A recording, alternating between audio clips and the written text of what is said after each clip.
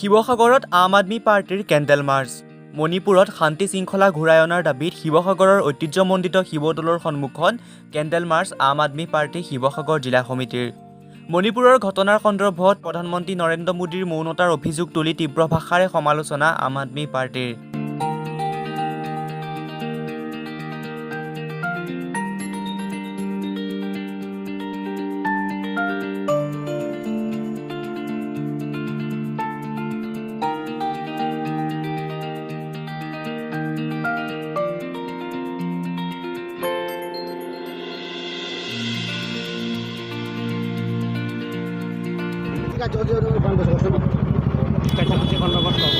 চাওক, আজি আপোনালোকে সকলোৱে গম পায় বা অসমেই হওক ভাৰতবৰ্ষৰ সকলো মানুহে আজি গম পাইছে যে মণিপুৰত যি আজি পৰিস্থিতি উদ্ভৱ হৈছে, আজি প্ৰায় 80 দিন হৈ গ'ল মণিপুৰ জ্বলি আছে, কিন্তু ভাৰত চৰকাৰ শুই আছে।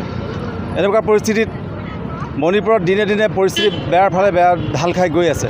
সিদিনাখন যি নাৰকীয় ঘটনা ঘটিলে মণিপুৰত, তেতিয়া আমি সকলোৱে গোটেই বিশ্ববাসীক লজ্জানত কৰি যি মণিপুৰত ঘটনা ঘটিলে, দুগৰাকীকৈ ছোৱালীক যুৱতীক যেনেকুৱা অশ্লীল ব্যৱহাৰ কৰি পেলাই যেনেকুৱা ধৰণৰ গোটেই ভিডিঅ' ভাইৰেল হোৱাৰ কাৰণে আজি গোটেই ভাৰতবৰ্ষৰ নাম পৃথিৱীতে লজ্জানত কৰিলে।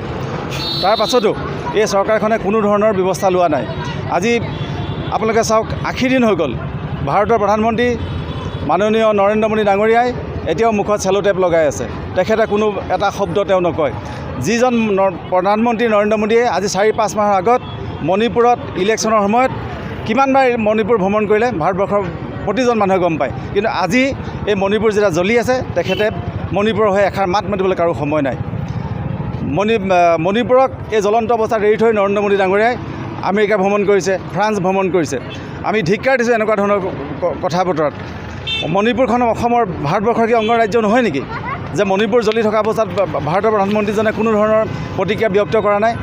আজি সংসদৰ মজিয়াত সকলো বিৰোধী দলে এটা দাবী উত্থাপন কৰিব লাগিছে, ধৰ্ণা দিব লগা পৰিস্থিতি হৈছে যে মণিপুৰৰ সম্পৰ্কত আমাৰ ভাৰতৰ প্ৰধানমন্ত্ৰী ডাঙৰীয়াই কিবা এষাৰ কওক। আজি এই অৱস্থা পাইছেগৈ। তেখেতৰ কি অসুবিধা আছে মণিপুৰৰ সম্পৰ্কে তেওঁ কিবা এটা কোৱাত? আজি যদি সময় থাকোঁতে যদি তেখেতে এটা বিহিত ব্যৱস্থা ল'লে হয়, মণিপুৰৰ আজি এই অগ্নিগৰ্ভৰ পৰিস্থিতিলৈ ৰূপান্তৰিত হ'ব নাপালে হয়।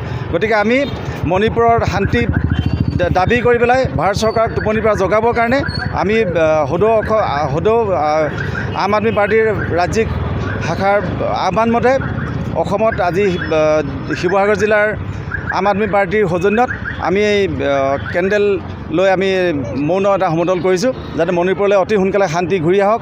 এই যি মণিপুৰৰ অশান্তি হৈছে, সেইবিলাক যাতে অতি সোনকালে শেষ হওক।